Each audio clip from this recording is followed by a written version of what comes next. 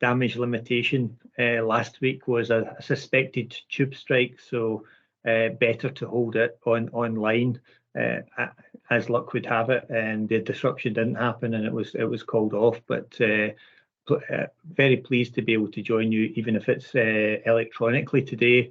Hopefully we can have a good conversation and perhaps promote some thoughts and engagement about how we might want to take things forward. Incidentally, it was brilliant to hear the comment that you're holding one of your meetings in South Bank University.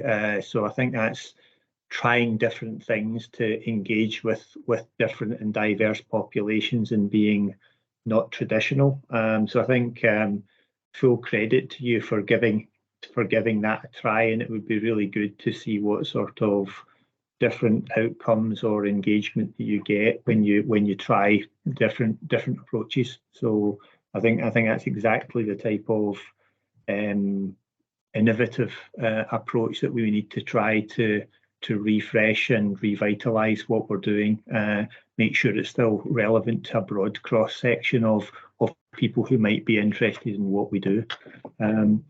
So without further ado, I didn't want this to be death by PowerPoint, so I thought I'd make an interesting choice, which was try not to talk to slides at all, and actually have a little bit of a discussion around some of the key areas of focus that we have as an institution, and that's challenging us in the railway engineering community at the moment. So I touch briefly on 3 or 4 areas. Our current economic outlook in the industry context as we look forward into the next control period. The railway engineering community and how the PWI fits within that. In particular areas of emphasis for our institution. And potentially your role, some of the choices that you make or that you might make, and how you go about doing that, because I think sometimes one of the areas we stand behind is it's organisations do X or Y or Z, or institutions do X or Y or Z. Many of these things are made up of the people that are on this call tonight. What you choose to do and how you go about doing that is really important to the outcomes. And there are ways that can be helped and facilitated and informed, but it's very much a personal thing to how an individual can or does make a difference. And so I probably want to touch on that a little bit as well, from that perspective going forward. So if I touched on the first item of that in terms of those key areas, that would be the sort of economic outlook and industry context. I think the control period that we're coming to the end of in CP6 was quite generous in terms of some of the enhancements and renewal funding. There's been a big period of construction and industry inflation, some broader macroeconomic challenges, not just on the back of COVID, but also in relation to conflicts across the world, having a bit of an impact with regards to that, whether that's Ukraine, whether it's Gaza and other factors. So I think there's a turbulent times just now, and potentially ahead. Economic growth hasn't been tremendous, and therefore the settlement that's been agreed for CP7, if we talk about the GB mainland, is pretty tight. Whilst at headline level it looks like a similar number, the real value of what it can buy is less, and therefore I think the next 3, 4, 5 years are going to demand quite a thoughtful use of resources for all contributors, to anybody that works in our sector. We've had news, things like the northern sections of HS2 are being curtailed, and we still don't have a final glide path and a landing point for Great British Railways and what that looks like going forward. So I think there's a number of uncertainties in play, that will make it a challenge for all of us in whatever part we play in this sector and industry. So whether your focus is on design or installation or enhancements, maintenance, life extension, decommissioning, we're all going to be challenged to make sure we're trying to get good value for money, we're making good, safe, effective choices, and we can move things going forward against the backdrop of, at the moment, pretty much an aging demographic in terms of our competent workforce, and competing demands around how we appeal to the talent of the future, and how we do things in a way that gives us a good whole life cost answer, and looks very hard at what's a minimum cost effective or minimum viable product type solution. So I think that's some of the context that we are operating in just now. I think it's going to be quite challenging, and sometimes that forces or generates a little bit of extra focus or energy around what can be some innovative or different solutions. Against that backdrop, our railway engineering community is becoming more, I think, more and more an integrated system, or system and subsystems fitting together. There's much more connectivity, both digitally and the Internet of Things, as well as the way in which we piece things together and try and avoid functional silos.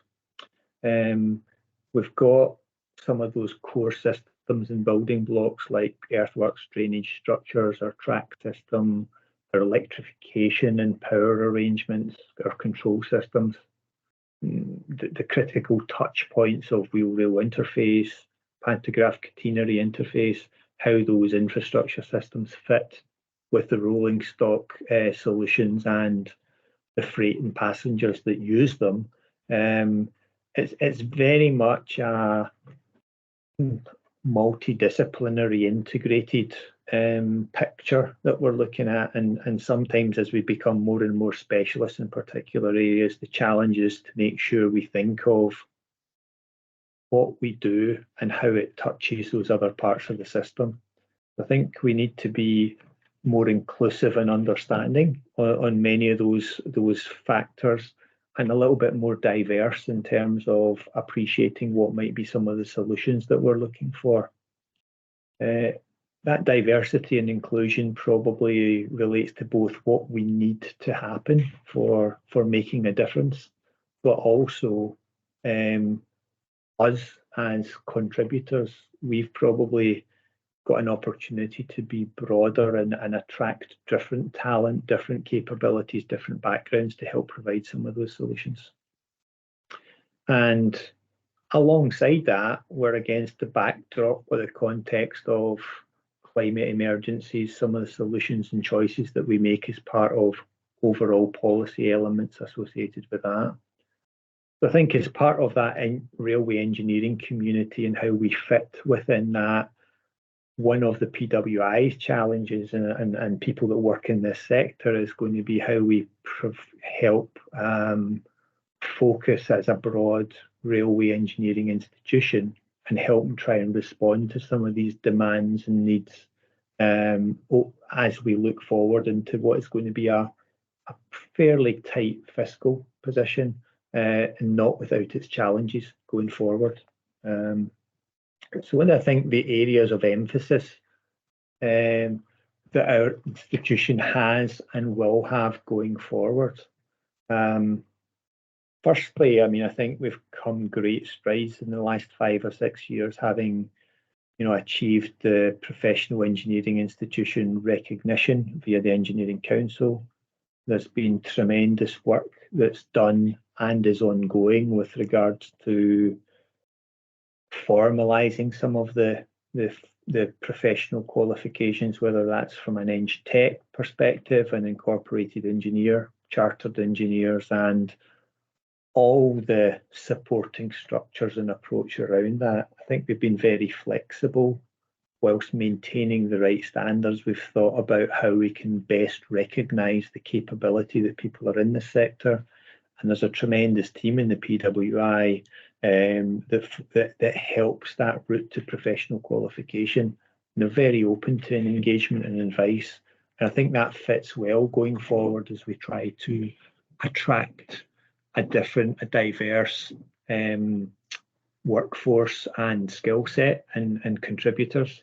It also means that I think as we look at that, there's a real opportunity to formally recognise and upskill many of our people who have worked for a long time in our world, and maybe haven't thought that they were able to get some of that formal nationally recognised professional recognition and qualification.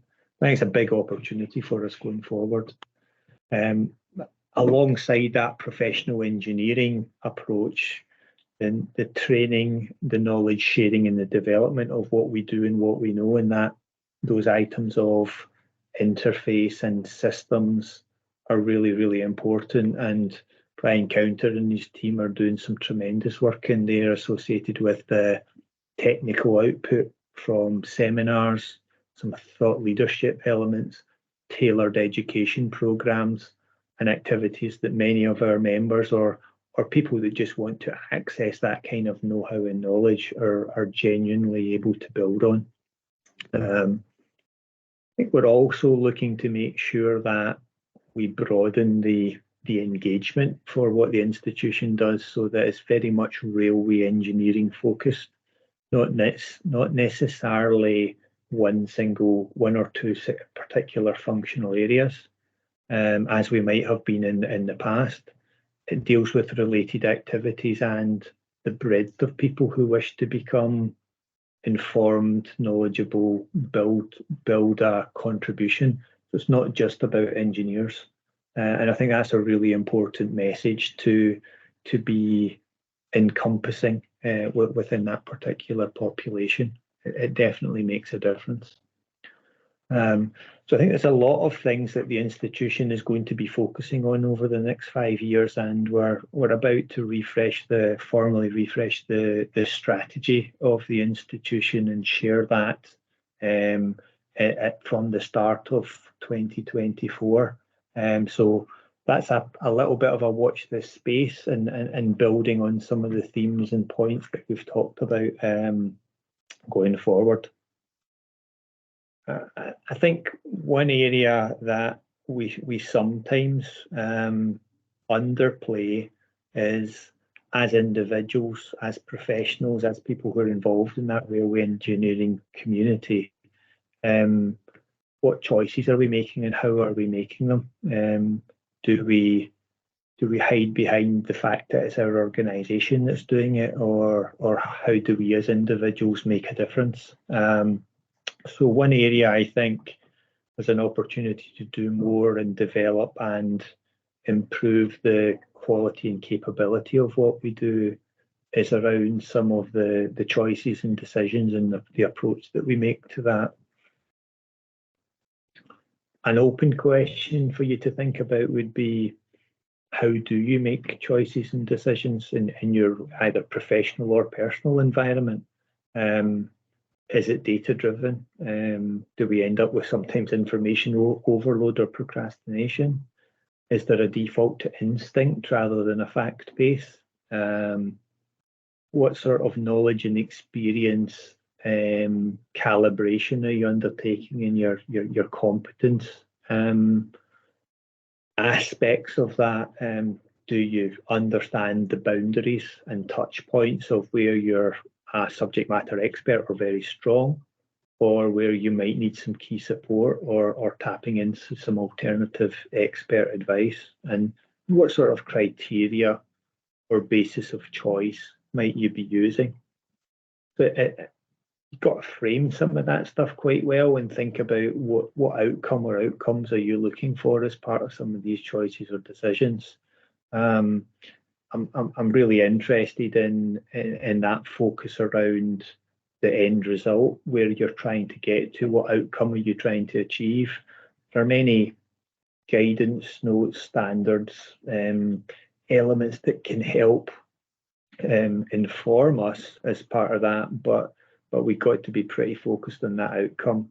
As I talked about earlier, this particular control period that we're about to go into is fairly challenging in terms of being able to provide evidenced good value for money for all that we might be doing, supporting the railway engineering environment. And I think that outcome focus will be particularly relevant. We have to do that against a professionally competent and safe backdrop, but there are going to be some interesting and some challenging tests of the choices that we make. And therefore, I think if we think about that, that is going to be an area where we can make a difference and hopefully try and improve the quality and likelihood of getting to effective and good outcomes each time. One area I'd like to see a little bit more work on is things like critical thinking, where we are testing some of the sort of problem solving and issues that we're trying to tackle. What sort of reasoning have we applied in there, and the analysis of some of the options and choices that are there? Do we evaluate them fairly objectively and from an evidence base? And how do we then communicate that kind of critical thinking and testing of what we do as professionals? I think these are areas that are not to be done by rote or the standard says, etc., etc. It's really important to have a bit of capability and self-awareness and understand your own preferences and biases, looking to robustly test some of the choices that you're making, what evidence would support that, and you have the supporting information to help justify it. I like the fact that we've got a breadth of standards, experience, framework and guidance. That helps us. But I think we've got to have the appetite to test the guidance and the standards and understand where those boundaries are. Make sure we know where and why and what they say.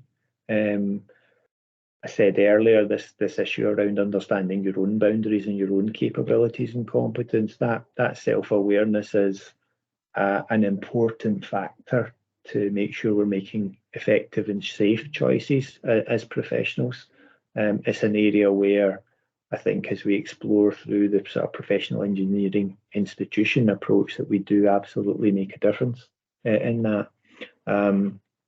I see some brilliant examples about how people test how systems and subsystems work together, but also they're humble enough to put their hand up when they understand they're nearing the boundary of their own competence or knowledge and ask for appropriate help. So I think those things are really give some real opportunities for us as designers, delivery partners, clients, a supply chain that supports specialist solutions. We can test those things and understand how we can get a great answer or the best answer possible, and that's affordable in the outcomes. I would like to see some key behaviours as part of that. And I think we need to challenge ourselves on this. Some of those things might be being curious and testing. Have we asked ourselves about some innovative solutions? It might be around your own personal ownership of choices that you've made and supporting that and backing that through to a conclusion. And maybe about being a little bit courageous when you are testing or challenging the status quo or looking at a different way of doing something, to be resilient and persistent in your approach. If you think you've got a compelling proposition, be demanding that it's well considered and that you give yourself the best chance to influence a good answer for the outcome that you're after. And I think there's a massive opportunity to further develop the collaboration that exists across our institution, across our engineering community, that is sharing some of that knowledge, some of the learning from it, and perhaps helping improve those outcomes on each of those areas. So I think that personalised perspective on it is something that we shouldn't lose the ownership of. I'd like us to think around that kind of idea of being aware of how you as an individual might be making choices, being curious enough to test some of the alternatives that are available, or go and seeking out something different if you think that can add some value. Focus on that outcome that we've looked at. Have that resilience and persistence to bravely try and push some of those boundaries if you think that's appropriate, and think about how we can collaborate with different solutions or different perspectives, and perhaps encourage and include some diverse thinking or some different approaches. That might feel a little bit uncomfortable for us as individuals, but I think it's a really important item to tackle. I think sitting over all of that, there's a bit about thinking as systemically. Now, how those bits fit together, what impact we have on others, and how others might affect us, really, really important. And let's try and tap in a little bit on utilising our institution, which is focused on providing some of these knowledge, education and professional engineering leadership approaches for the broader railway community. I think we should try and ask, use, take advantage of that. If you think that we've got better opportunities to communicate what might be available, or areas of focus that we could work better on, then I would absolutely welcome your input on that. Please suggest that and play that back to us as some areas that you might want to see extra emphasis from us as an institution. I think we're starting to have a bigger footprint and influence across the business of transport, the business of government, the influence that can try and help develop things for our members and for future potential members. But that only works if there's that active discussion and pushback to suggest what might be a different or a better way to take things forward. And I think your current board and the executive team at the PWI are very agile and open to constructive engagement and listening. Therefore, we would welcome some of that conversation to see what could make a big difference to you and what you do. And probably sort of the final point I would make before I kind of open up and ask if there are any kind of key questions for you would be any of the choices that we do make as individuals or professionals. Just want to own and deliver what they are. It's your choice. You decide and you stand behind it. If we can help as an institution point of view to provide the right framework, absolutely brilliant. But I do think there's also a big personal opportunity here for people to develop and grow accordingly. And I think, Mike, that was the main sort of conversation I wanted to start here, and see. I'm really interested from a London section point of view. What are the big issues and themes that you see facing you, and can we help by doing things differently or better? Okay, yeah, I think John has his hand up. See if he can unmute and ask a question. Hi, John.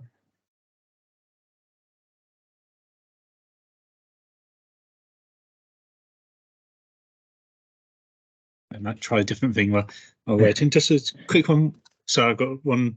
When you mention challenging standards, have you got any examples from the past that stick in the mind at all, or you think are really good examples of that?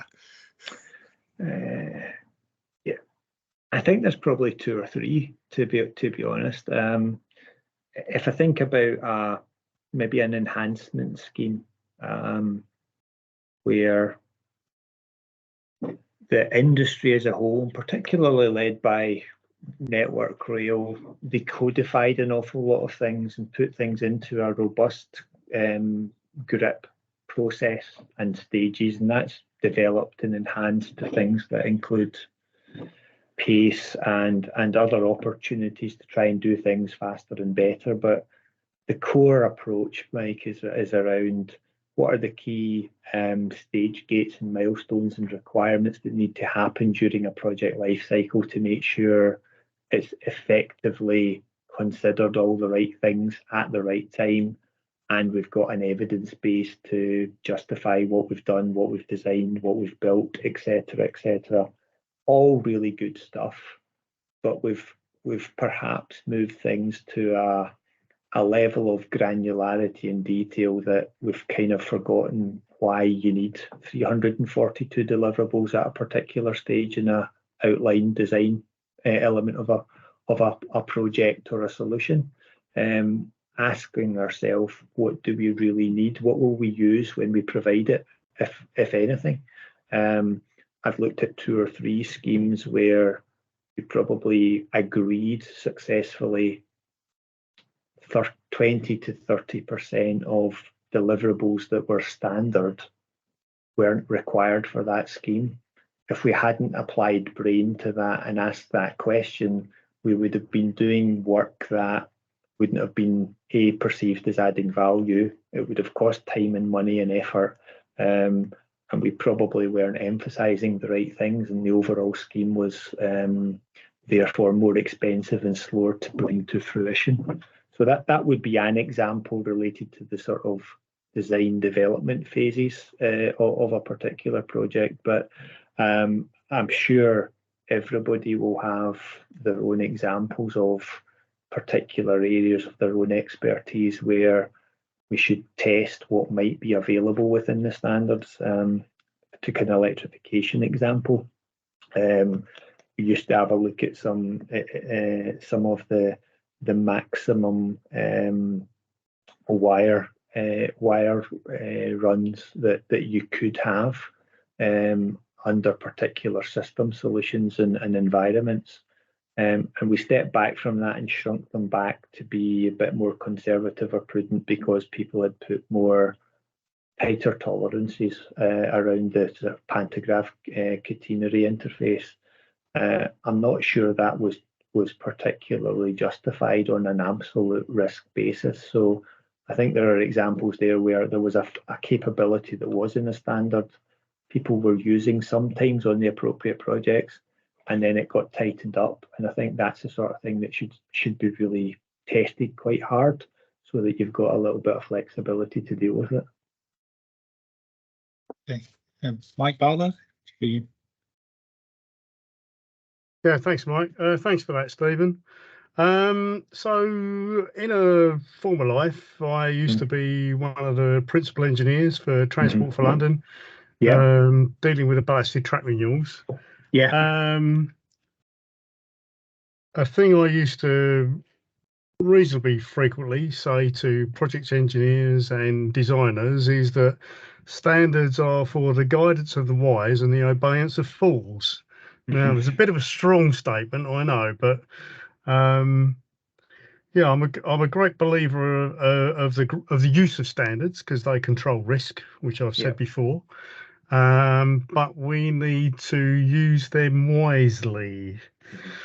And the second thing I'd like to comment on is you mentioned about deliverables and you mentioned grip. Yeah. So TfL probably still has a very similar system called Pathway.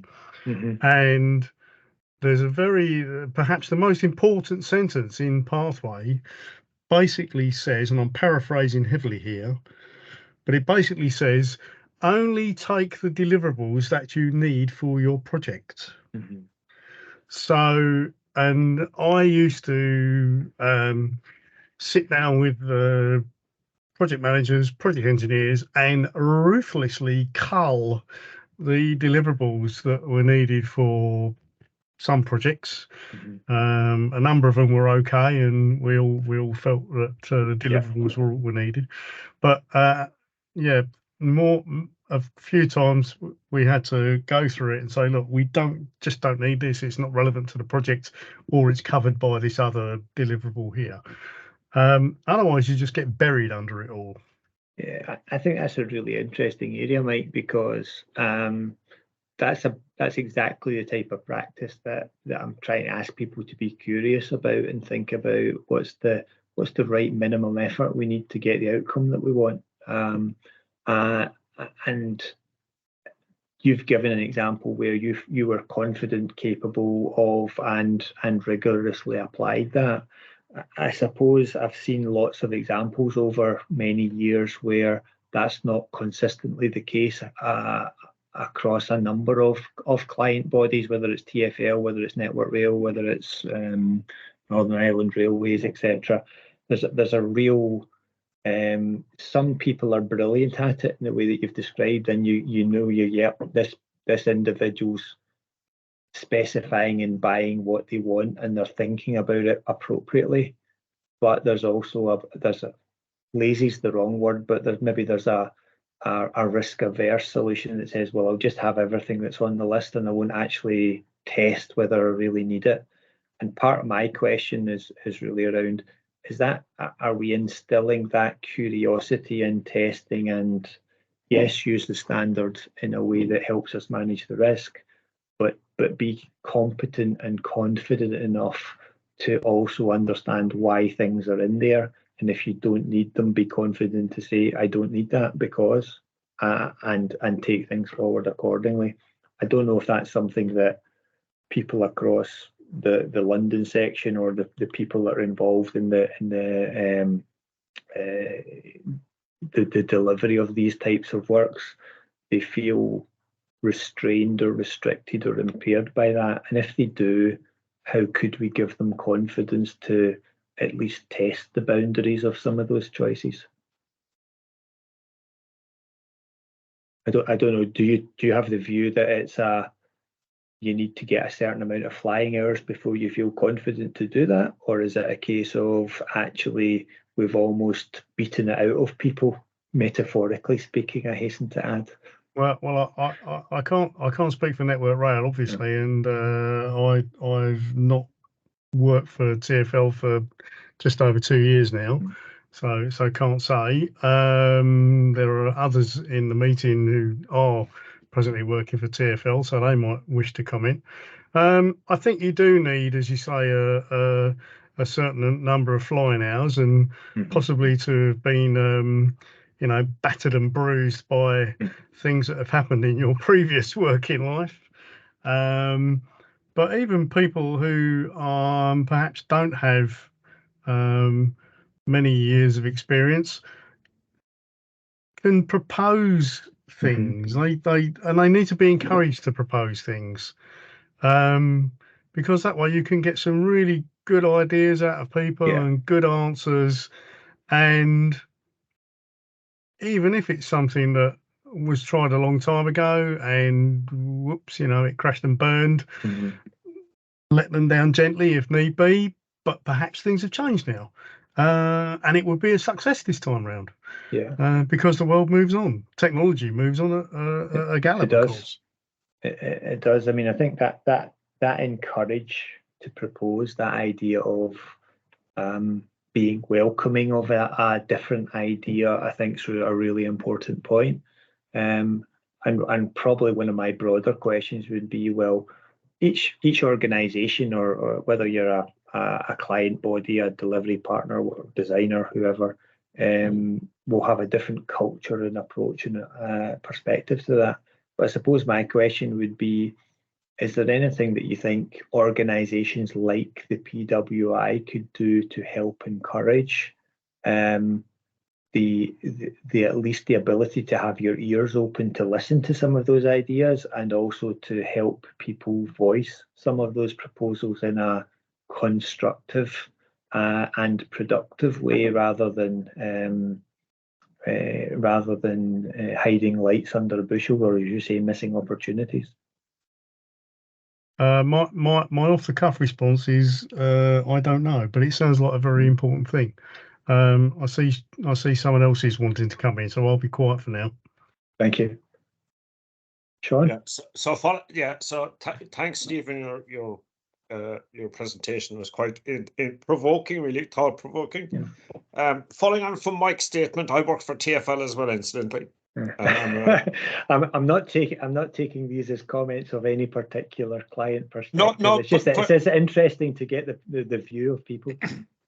But I think following on from Mike's point about, you know, ruthlessly sussing out what the deliverables are and ensuring they're delivered. If you take across the time frame of a control period, which is 5 to 7 years, yes, other things change in the system as well. So, for instance, with us within TfL, our management systems are changing. Yes. So, the deliverables that may have been set out, you know, 4 years ago, may not reflect how the management system now that needs to receive them is for the maintainer. And the whole pandemic thing did make a big push in the sense that it got people to go electronically, transfer data electronically, gave them a lot of confidence in doing that. And I think we need to try and maintain some of that going forward. I appreciate the pandemic was a bad experience for a lot of people, but some of the skills we've learned are actually, there's quite a lot of value in them. We need to retain them and move on in that respect. I think that's a really important point, because I think the agility that people learn from being able to mix working remotely. We're doing remote session tonight. I'm not sure that if we hadn't had what was a pretty awful pandemic experience in many ways, I don't think many organisations and individuals would feel as comfortable about mixing and matching the agile working that we all manage to do now. Yeah. Okay. Thank you. Thanks, Sean. Matthias? Yeah, hi. Yeah, I work for sort of TfL, bar for BT. I'm a delivery engineer for an IT project. So I just want to touch base on actually, you know, what Sean just said, and actually kind of touch base as well what Mike said. So we, as a principal contractor working for London Underground, TfL, obviously we kind of have experienced the brute reality of COVID. So obviously there was a big stand down, but obviously at some point we start picking up, and we had in 2020 quite a few successful blockades. So one of was the Love Lane, which was for trams, which obviously all the plannings happened from somebody's bedroom, you know. You know, the Teams and Skype or all that lot. So obviously we are used to use those means, but in the past, obviously, everyone prefer 5 times in a week in the office, and you know, suddenly, you know, you're constrained to your bedroom, and you know, you need to plan a job. It's very different, isn't it? It's a very different totally challenge. different, yeah. So lacking that interaction with your team and actually, you know, exchanging the ideas, exchanging the thoughts, how you're going to plan the job, how you're going to deliver it.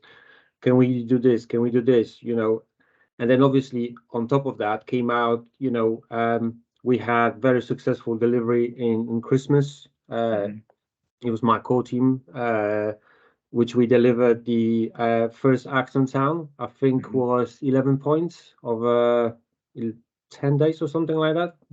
Yeah. And then the following year we had Northfields, and then obviously coming this February we were finishing off Northfields on the main line doing the scissors 4 points. So there is a lot of I would say positive outcome from the COVID, because it actually proved to the business and to the wider audience that we, as a human beings, as engineers, as organization, are able to work sort of in a confined space, if you know what I mean, but actually work effectively and collaborate with others, obviously online, but we can actually do the work. So obviously I'm not surprised that a lot of people did not want to go back to the offices, because from my perspective, I've rejoined Bar for BT in 2020, so it was just right at the start, and then 3 months down I was confined to my desk in my bedroom. So I know from my own experience that I am a lot more efficient when I'm working from home when I go to office, because office I catch up with people, I talk to them, you know, you have meetings all that a lot. So it's a completely different setup. Yeah, so you go to office, so to say, literally to socialize and to upkeep the value actually of the team spirit, and then, you know, to make that bond within the team stronger. And obviously you can discuss personally. And the other thing is, what I wanted to touch base was about deliverables. So for example, I do all the deliveries to close out the project. And what I find, for example, on a recent project, a PE requested that a statement of compliance, which is the quality of the truck post delivery. It was a legacy job from the previous contract, truck partnership. We've done the follow-up jump, but he wanted to have the data overlaid. So obviously, the data might be not available now. Obviously, there's some issues with TRV because it's broken. So I'm not quite sure whether it's going to come back. So the requests are sometimes kind of, what's the word? They're not justifiable. You know what I mean? The ASBL data is there. We've seen dramatic improvement in the quality, and then requesting from someone that he wants to have overlaid something which is irrelevant to the job. I personally don't see a benefit in that. But obviously, if PE requests us, then we just follow. Yeah, we deliver that, because obviously, you know, that is a part of deliverables. So it's kind of I think that's a good example of where, you know, you might then have a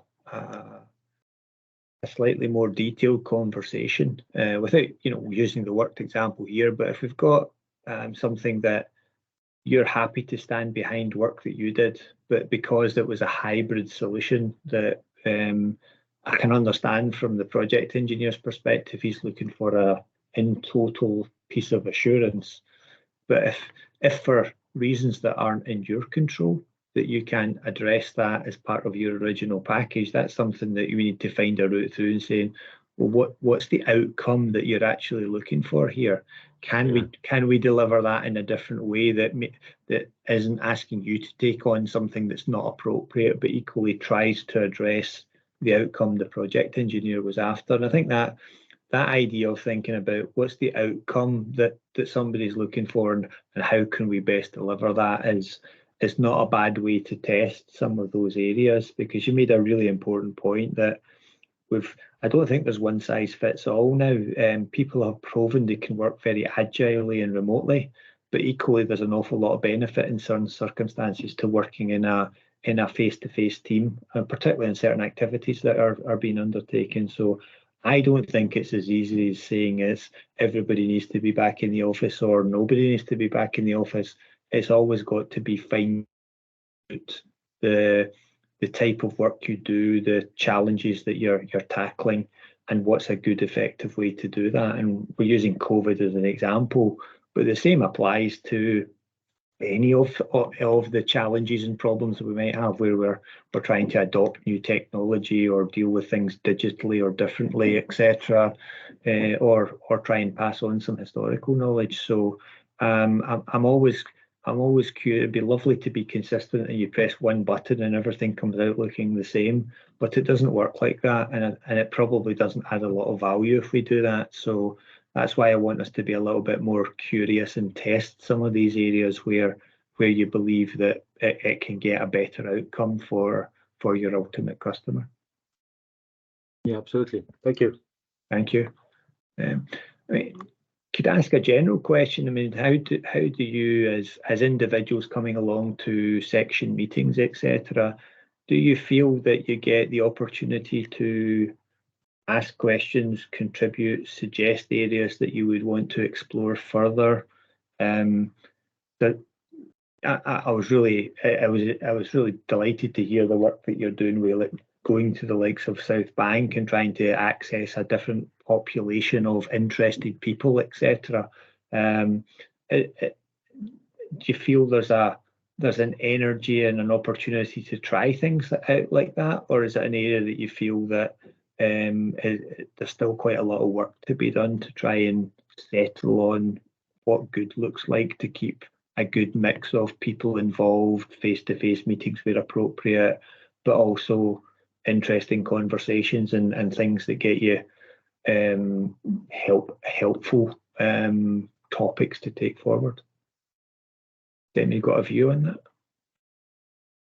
I think one of the difficulties we have with young people, Stephen, is that if we don't try and go to the unis to engage with them, they don't see where the opportunity is. So a number of us have gone to trade fairs, etc., on behalf of the PWI, and they don't realize half of what the PWI is about until they actually attend the stall. So sort of pushing from there, then we've decided to try and take a couple of section meetings there. Partly for it takes us to South London, because historically the meetings are East North London, and just try and see what this audience wants. I think it's good. It'd be really interesting to see what sort of feedback you get, and have you hit a nerve and it's really positive, or is it something that, well, we've tried it, but actually it's not quite landed the way we want to be. But I'm super impressed that you're giving it a go. Mike?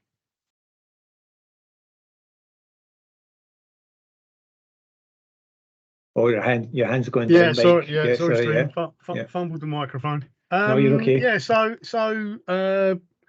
coming at it from the point of view of a committee member, we and I don't wish to make an adverse comment about any members, but I think most years when we're trying to work up our program, and our program runs sort of September to June for our section meetings. So in the run up to June, the chairman of our section meeting generally asks for ideas for themes for section meetings, or what people want to hear about. I think the chairman's letter also that we send out, the chairman sends out with the program in sort of August, also asks members to let us know if there's anything they want to hear about. And generally speaking, there's a crashing silence. So it's without wishing to sort of blow the trumpet of individual committee members, it's generally down to the committee to find willing speakers, and to get the thing organised. We're very lucky in the London section that we have a very large membership. Anyway, we are very, very well supported by the RSSB with meeting facilities, so we're very, very lucky in that respect. And of course, we have an excellent mass transit system to get people to the meetings. But trying to get people to just give us a clue about what they'd like to hear about is not generally very successful, unfortunately. Yet again, I plea for people to tell us what they want to hear about. That's really interesting, because I think there's lots of different channels that people try on these things, but it's very difficult if people don't want to put their hand up to say, either I'd be interested in this, or could I share something with you, because I think other people might find it worth a conversation. Fiona, you've got your hand up. Yes, I was just going to say again, I don't want to put a downer on the proceedings. I'm also a London committee member and work for TfL, but we do usually have difficulty getting contestants for the text factor. We generally have to sort of cajole or bully people into joining in. So I don't know whether young people just don't want to get up and sort of potentially talk in front of others, or what.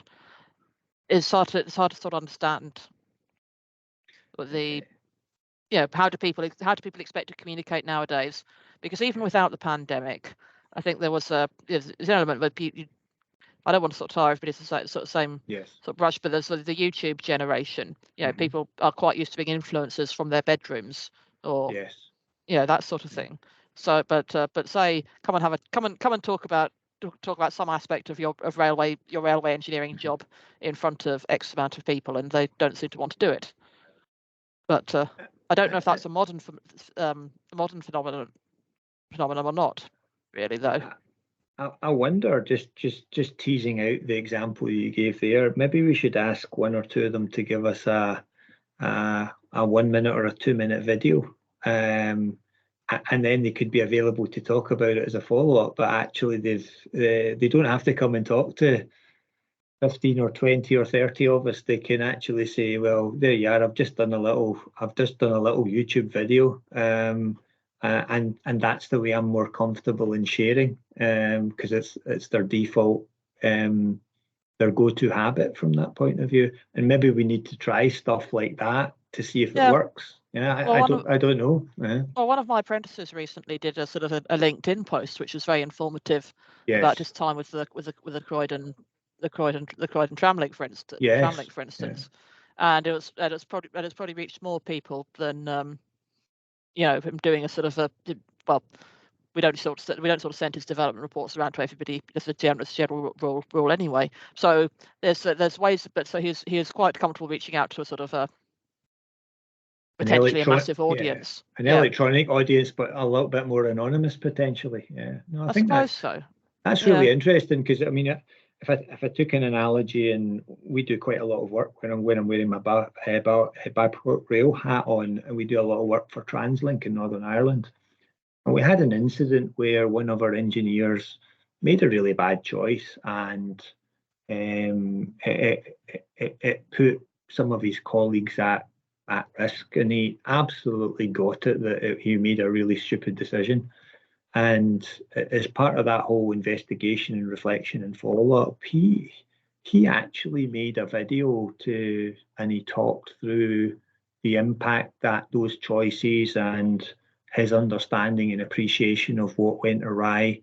And he actually put it as a wee on YouTube as a wee private link, and he then shared it with a number of people within the business. It was a very powerful. It was a very powerful medium to use, because it was completely unprompted. It was quite different, and it gave him the opportunity to demonstrate probably a little bit of genuine reflection, remorse, realization of a really significant or serious mistake or error of judgment they had made. And it was just quite a different way of doing it. And I hadn't thought about anything like that before. So just your comment about that sort of YouTube generation and items, Fiona, I think we probably need to try out some different things like that to see how they might work. And they'll work for some people and not others, I'm sure, because when I get asked to do vlogs, that I find it's hard work to do. It's not a natural default thing to do for me. But if I went to Nick Millington from a couple of years ago as your president, Nick is the vlog supremo. I mean, he's absolutely brilliant at them. So there's always going to be different avenues and methods, but definitely worth a try. Hi, Mick. Yeah, just to pick up on something you said there, Stephen, about I think sort of natural communication. I mean, a conventional presentation is not a natural communication, is it? If there are a group of us in a meeting sitting around a table to discuss something, one of us wouldn't stand up to speak, would we? You know, we just all be sitting there and talking it around. So well, you say that, Mike. I mean, I have occasionally done things like that. All right, that's just me. Okay. Okay, so you're speaking from your experience. I'm speaking from my experience. In my experience, when there's a discussion going on, unless it can occasionally get heated, I guess, most people just sit there and talk. So when someone is invited or finds themselves in a position of giving a presentation. Yes, it's not a different. normal It's a little thing. bit It's different, isn't it? It's different, but it's still a skill worth learning. I think another skill worth learning, but I don't want to explore it now, is closing meetings promptly and properly. But that is a different conversation. That sounds like a segue into the next section. Yeah, can I put No, it wasn't meant to be that. Yeah. Is it my turn again? Go on, Fiona. Mike? Yeah, go on. Would you like me to launch into the vote of thanks? You better speak to Mike Brain. He's chairing the meeting. Sorry, Mike Brain. Wrong Mike. Happy for you to go that way, Fiona. Thanks. Okay, I'll put my camera on so I can look sincere and everything.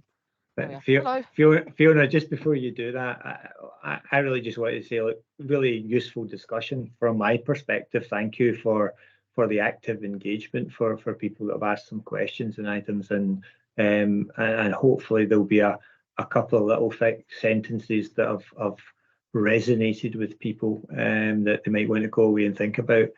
If they do and they reflect on that, or they want to come back to me or go through yourselves or through Jonathan to flag anything from this is what I think the PWI could do to be better, different, help, then please reach out and have the conversation.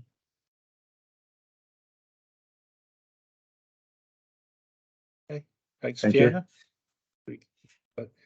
All right, lead off.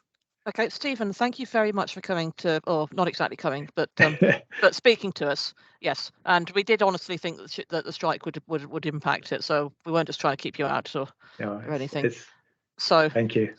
So we've had a very engaging evening with you. I wouldn't say it's exactly a presidential address, though. I'd say it's more of a maybe an audience with or a presidential conversation. Conversation with, conversation with Stephen Bell. So, but I think it's so much the better for that. We've all enjoyed that, and we've experimented with different ways of how we can make a virtual session meeting or more personal and more interactive. And that's really been reflecting of a lot of the theme for this evening has been very much culminating into what can we do to make a difference, as you say. Yeah. So you took us through the context of the challenges, the economics. Very sensitive about the fact. I mean, you're very sensitively dealt the fact that at least half of your audience tonight are TFL related and don't have a lovely generous control period at all. So thank you for remembering us, because I appreciate that we are a lot smaller than the main line, but it's good to know we're still seen. It's important. It's very important. And then there's the evolution of that's what's the context, what the world is like at the moment. And then there's the evolution of the PWI itself, which has been quite striking in the last few years, particularly due to the professional registration. Yeah. But also the reaching out to other parts. It used to be very other types of engineer and other types of professional who are involved with in the industry. I'd say that is quite new for us. It used to be very much that everybody I knew at PWI was a track engineer except me, and I was a civil engineer. That was as far as the diversity sort of went. Yes. But obviously, if we are going to adapt and or if we're serious about wanting to adapt, adapting I think is quite hard, isn't it? Because mostly that's what you grow up with, you think is the right way to do things. But then when you find so to speak, but then when you realise that you're on, I wouldn't say we're all on the way out or anything exactly. I'm not trying to be that depressing, but yeah, we want new people to come in, and we have to take them seriously and see and sort of adapt to some of the ways that they want to do things. It can be very uncomfortable. It can be very uncomfortable to accept that there's a different way, and it might even be better. So yeah, I think you're absolutely right to highlight that. Yeah. So that's what leads us on to what can we do to make a difference. And sometimes I think it might be accepting that other people are going to be the ones who, we have to listen. Well, I especially don't like listening to other people a lot of the time, I must admit, but I do try. So I think it's listening and watching and being an active listener or really, really taking things in, and trying to learn from each other. And that's certainly something that we could do more of as a section. I said in London Section, I don't know if it's common for the other sections as well, that there does seem to be a sort of. So sorry for the meeting members who aren't committee members. First of all, do come and join the committee. That would be easier. But otherwise, please do say what you want to happen. Yeah. You know, what sort of people do you want to come along and give talks? I mean, we are, like Mike was saying, we're fairly desperate for that to actually happen. So that's one way we can make a difference. And yeah, I just want to say thank you again, Stephen, for a really positive and reflective meeting this evening. So I'd like everybody to express their thanks in the usual way. Oh, except Mike Brown, who's just put his hand up. Mike, have I forgotten something? No, I'm looking for the function that allows you to clap hands. Right. You wanted the clapping hands. Right. Okay. I can't find it on this system. Yes. Don't all do that, or else it'll collapse. Very clever solution. That's just showing your dexterity. No, thank you. Yeah. Fiona, thanks very much. I've genuinely enjoyed the conversation, and I think we want to try and have different ways of engaging. Some things will work better for different people, but please try and, as you've said, Fiona, make the difference that you can. If you think you can have a little bit of influence in some of these areas, give it a try. And if we can help as an institution or as individuals, then I'm sure you'll find that most people are genuinely very, very supportive of that. So please ask if you think there's a bit of help or focus or area of interest that is worth taking forward. And thanks again for the invitation to join. Hopefully I'll manage to see you in person at some point in the future. That would be excellent. I think I'm down in Thames Valley in March, so I'll maybe try and tie in with the next time you're at either South Bank or one of your other varied new locations, and see if we can tap into that in face to face. Okay, thank you, Stephen. Thank you very much. A couple of reminders to everyone. The next meeting is on, I think, 11th of February at South Bank.